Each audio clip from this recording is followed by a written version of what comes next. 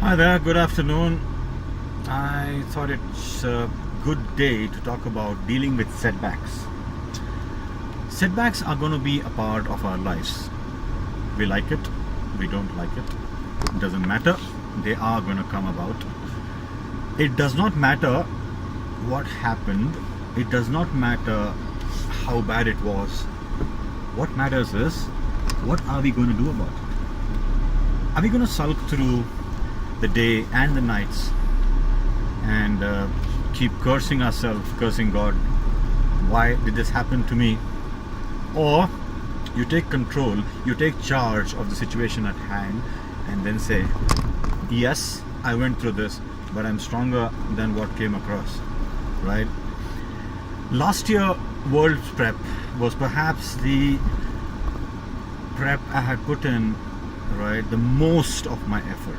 I had never prepped for any world championships or any such championship as much as I prepped last year. 2017 was perhaps the most grinding year of all. At the end of it, we decided to do 2 championships in a row. I'll come to the rights and wrongs later, but this is quite interesting. So I was at the final prep set and I managed to tear my left quad. That killed my whole year. That moment I didn't know how to react because I couldn't believe what happened to me after having done everything right, every single fucking thing right all across the year. You are on the final day and then you have blown your quadricep, right? So I thought I have 2 options here. I'll just sulk after this, or I'll go finish the meet that I have come for. So I decided to go and do my meet as it is. So I went and squatted with my right leg, opened with the empty bar, then went in 60 for the second attempt and 100 for the third attempt with my one leg functioning. In fact, one of the referees and the good friend of mine, he's a good friend of mine, Jimmy Bhamrai, came about backstage and he asked me why 100? You've blown your quad. I only could look up to him with eyes wet, and he could read perhaps that he's not going to stop me anymore. Yeah. I went and finished this third attempt and then got a basic bench of 140, which is nothing. And then I managed to pull a deadlift with one leg of 150 kilos. So I pulled off 100, 140 and 150 at that meet, and I got back home. My leg was all bloody on the left, yeah. The blood patches, what do you call that? I don't know, clot or whatever that is, the subcutaneous bleeding. It was in bad shape. At that point in time, I have to give this to Clint Darden.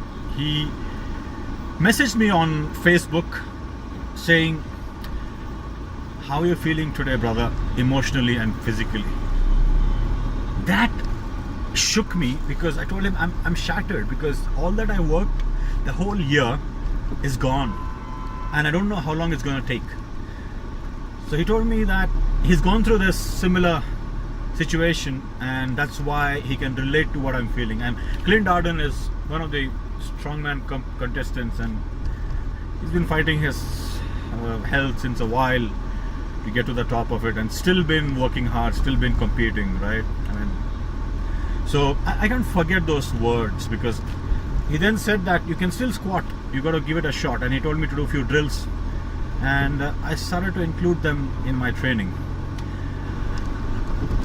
4th day or 5th day from the quad tear, I could go and squat the bar and I was very happy with it, and I managed to get few reps. I worked up to a 50 kilo and I felt good. I stopped there because I knew I was going to get more in the next 1 week because we had world championships in Russia a week after that, and we went to Russia. I managed to open in Russia at 150 kilos. Again, most of the load on my right quad. and I worked up the squat up to 200 kilos. Got a bench of about 150, I guess, and I deadlift at 250 on the first day of full powerlifting championship. Yeah, it got me nothing. I was at the tail end, 7th position in my weight category, and that day I went back to my training gear. I sat there for about 5 minutes and I cried. Yeah, I cried. I said that to myself, tomorrow is deadlifts. I am not going to go back until I have given in that one shot which is left, right? No matter what it would take. Maybe I would rupture my quad completely and have it surgically reattached, or I'll make something out of this whole year's prep and the visit to Russia. Next day, after about 4 hours of rest, Raghu and myself got up and we went to the venue, weighed in, and the deadlift started. I opened with 250 again, what was the previous day's max load, and it was okay. It was not that bad. Next attempt was a 260, which felt okay again, and I needed a minimum of 270 to be able to get to some position in there. So, and my left leg was already in pain. I had taped it, yeah, but then again the bleeding had got worse because the day before that, I had squatted at 200 and pulled at 250, so that had done some damage. And the next day, with about 5 to 6 hours of sleep in between, or 4 hours of sleep, I don't even remember how much time we slept, but yeah, we're back in the venue. And that 270 pull, Raghu was encouraging me as usual. I went there and pulled, only to realize that I have placed 3rd. Now that was a relief, because you wouldn't know what you could do unless you give that last shot. And I kept telling myself, only those who risk going too far can possibly find out how far one can go.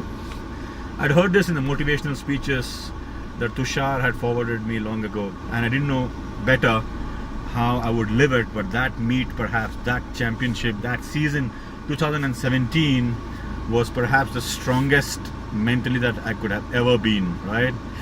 So this is what you do with setbacks. You don't just cuss, you don't just whine over it. You got to take charge, take those risks, because there'll be a time when you look back and think, oh God, I could have maybe pushed a little more, maybe done a little more, maybe there was something else that I could written.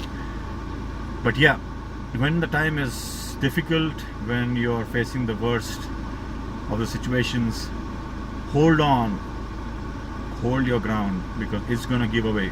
It's either you or the situation. So hold your ground and the situation will give away. Don't let the situation give you away, right?